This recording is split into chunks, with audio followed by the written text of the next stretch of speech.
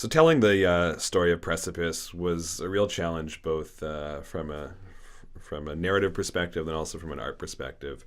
We were creating a lot of content which had to be captured both in the dialogue and the story, which related then to the scientific material and the scenarios we were dealing with, and then also expressed in the visual art. And the process which we undertook to achieve that at a lot of different stages, but really came together as we figured out each step. So the way it worked was I would write a script, and along with the written word also came a map which outlined the different branches. I would then hand both the written script with the words and the map of the script off to Salvia. So the maps that Ryan handed over to me were more like notes, which told us where the conversation was leading up to. I needed to convert them into a more visual way of interpreting them so that I could add the panels that were eventually created from the story. Basically, whatever Ryan wrote, I broke the dialogues down into manageable sentences, and then I visualized how it should look in a panel, and then sourced images for it with the help of Patrick, who was doing the 3D modeling, and he would take shots in the 3D world, hand it over to me, and then I would do an art style over it so that it looked good as a panel. As time went on, we've developed a rhythm of kind of writing and then handing off the material, and then Salvia would review it and create these what we called circuits, essentially, of the different conversations, which represented all the different choices and paths that a player could take in the game, and it ended up working well, I think. Yeah, that really, we had a pretty good workflow where Ryan handed over the script to me, I created the visuals, and then in the meantime, Patrick did the 3D modeling, posing and shots of our characters in the. Once Salvia gave me an idea of what we were looking for as far as character look and feel within our 3D space, it was my job to make that possible with our 3D models. So I'd go out, either locate 3D models or create them, and then once they were posed correctly, I would get screen captures for Salvia, which she would then take and put back into a 2D for our art styles for the dialogue sequences.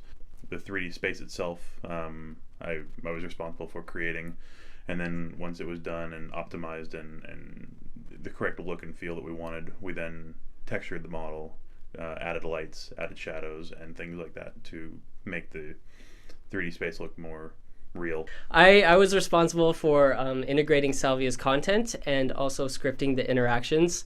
So once Salvia was finished up with creating all our panels and creating the circuit diagram, I would take that and create what's called a UDE script. UDE stands for the Unity Dialogue Engine, which is this technology that we used to get our dialogue system up and running.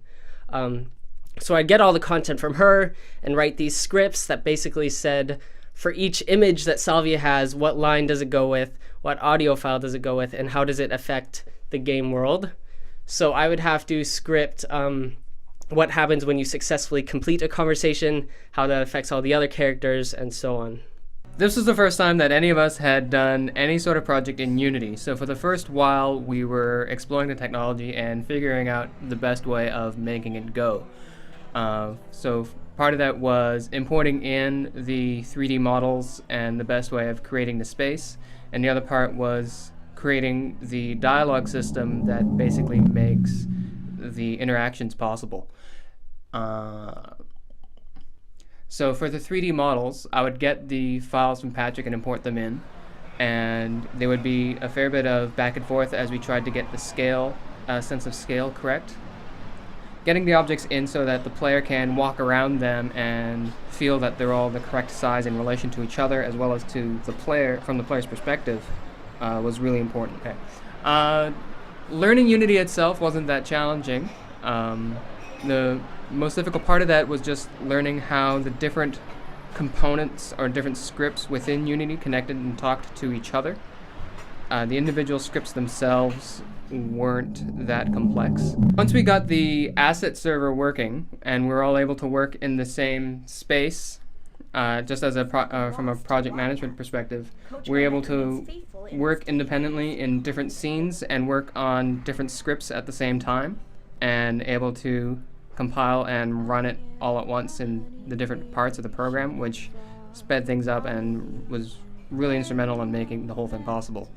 One of the elements that I worked on this project was developing the 2D style along with Salvia. So we applied a combination of Photoshop filters and Illustrator layouts to create the comic panel style in the game. I also helped on the 3D aspect of things, so developing ways we could use textures within the 3D cafe space and integrating with other team members on making sure that looks good in Unity and looks good in the shots we were taking for the comic panels. The logo is developed from just the overall theme of developing conversations, gaining knowledge, trying to distill that into a graphic representation. So the original idea for our cafe here was that we wanted to make it so that you would be entering the same cafe repeatedly, and every time you'd come in, you'd see changes based upon what you'd done in the cafe the last time. And I had originally sort of envisioned this endless street with a bunch of the cafes on, and every time you would exit a door, you would come back in.